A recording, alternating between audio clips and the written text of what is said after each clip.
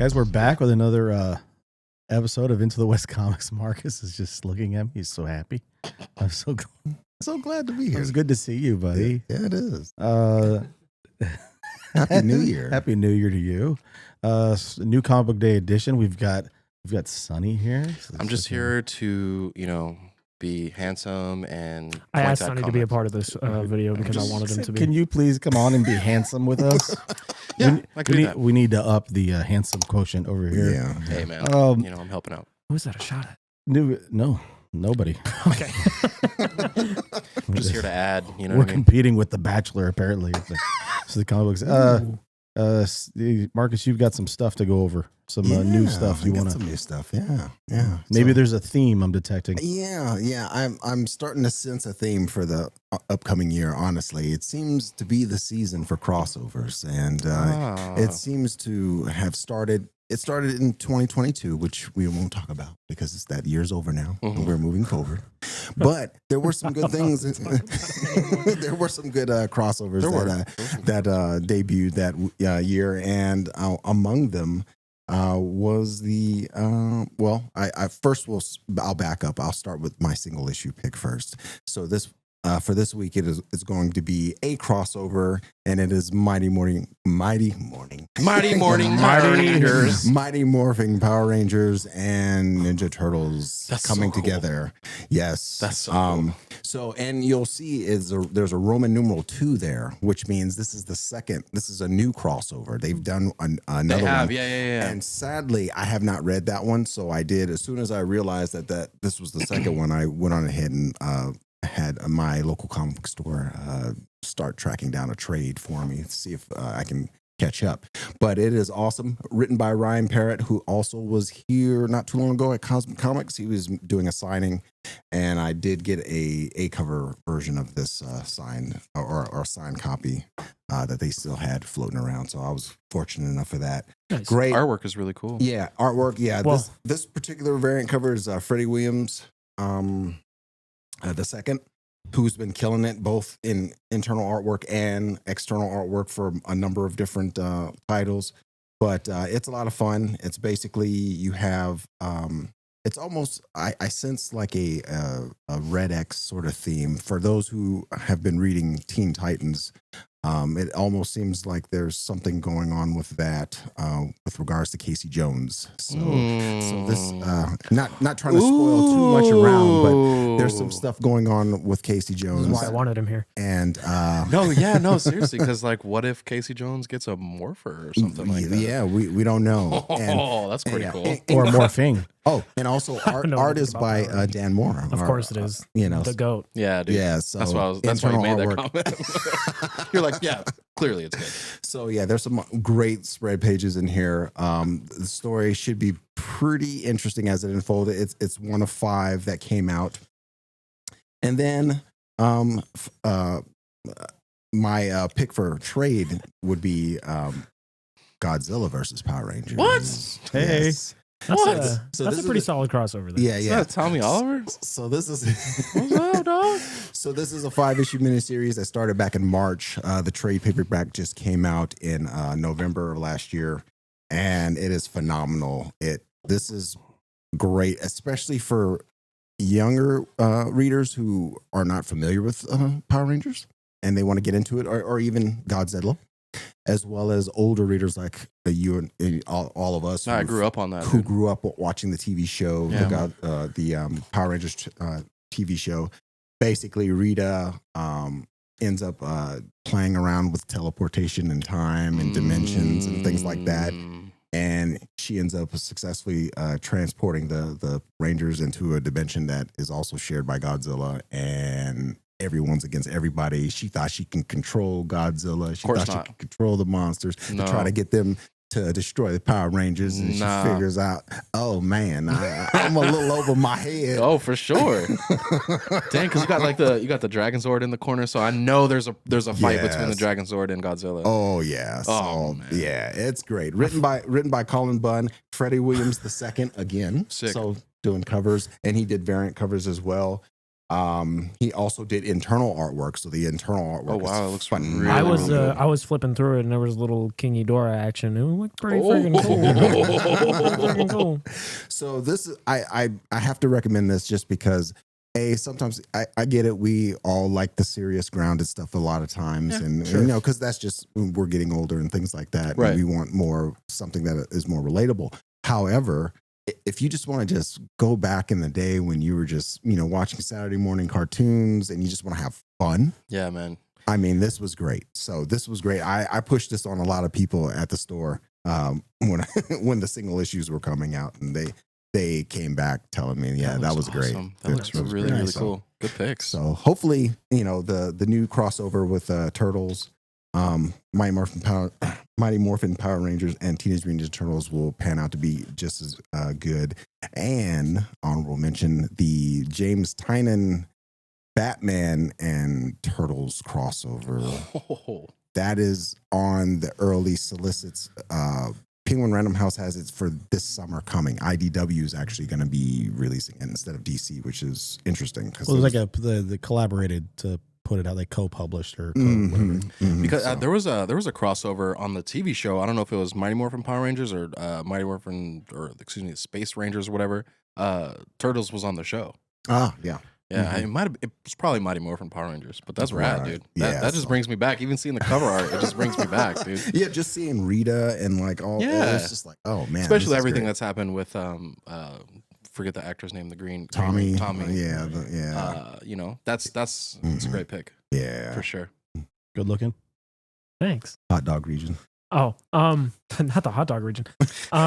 So this week I picked up Dark Knights of Steel number 9, which has been running since the beginning of 2020 or the end of 2021, I want to say. We're at issue 9 of 12. And there's been such large gaps between each issue. And I think that's because Yasmin Putri didn't have like the correct time to do the art for it. There was a couple of issues where she didn't do the art. And the art in those issues were fine, but they weren't Yasmin Putri. Right. But now she's done the last few issues.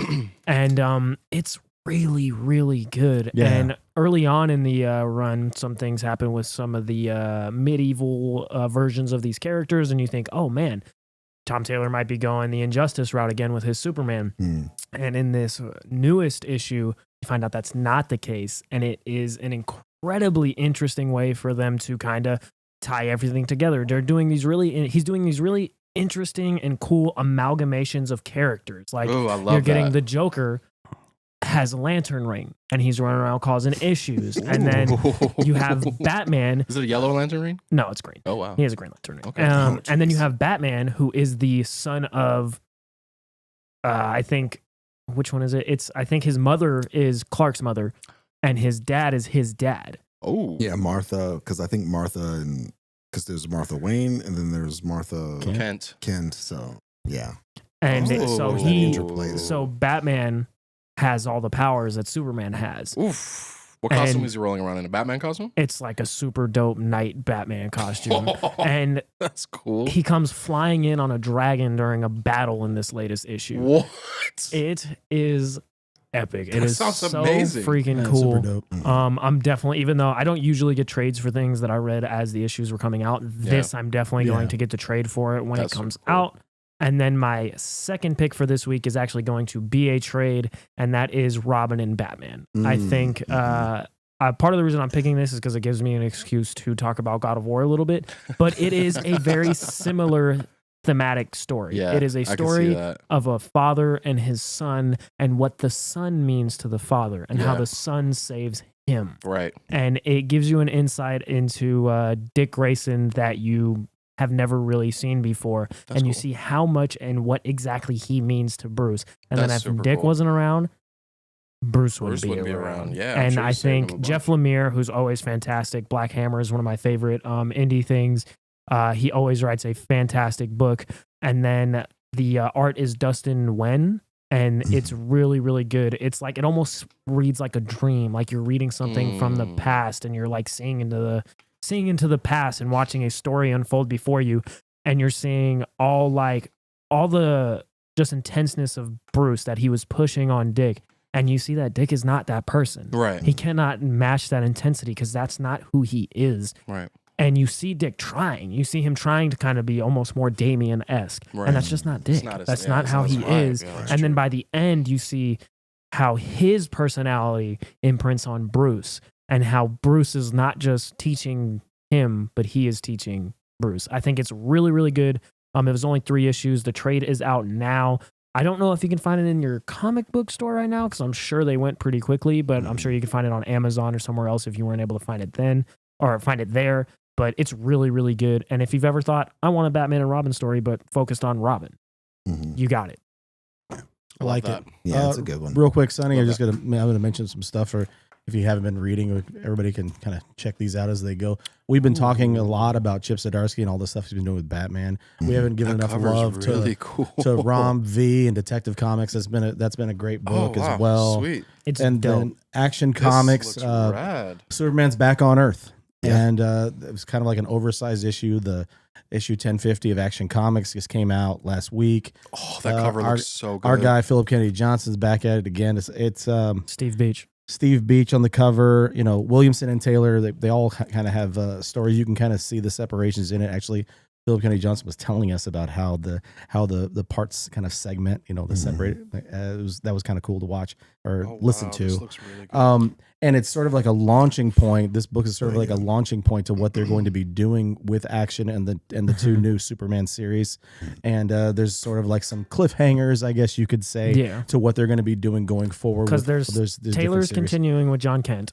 Yes, I think it's Superman or Tales of Kal-El or something like that. And then Williamson's writing Superman. And Philip Kennedy Johnson is staying on Action Comics. Yeah. And also announced yesterday, Sonny, I think you might be interested in this. Williamson was announced he's going to be writing an ongoing Green Arrow series that starts in April. Yeah, you already know. Yeah.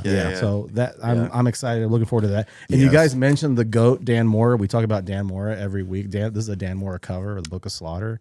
It's kind of like an add-on if you're reading House of Slaughter or you're reading Something's Killing Children. Something's Killing Children a little bit better than House of Slaughter. But if you're reading Something's Killing Children, it's a great add-on to what they're doing, give you some background and history. I might give it to Shane because he's reading the hardcover collected edition of those first 15 issues or so of Something's Killing the Children. Give some backstory to what these monster hunters are all about and why they have the different bandanas and what signifies the different colors of bandanas. It's got to be like a level system or something, right? It's a really cool story. Cool. There's story to it, but there's also, it feels kind of like they're giving you history lessons as well. Right. Kind of explaining some of the history of the Order of St. George. I like that a lot. So some really good picks. I mean, I've been off from work the last couple of days. I've been reading comic books all day. Nice. And it's been very cool. What's your favorite thing you've read recently?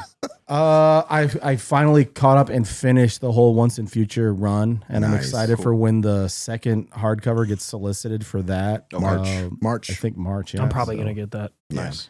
That was probably my favorite thing, probably the last couple of years. Because I read the first 2 volumes of that, and then how many more volumes of it? There's 5. So I'm 3 behind.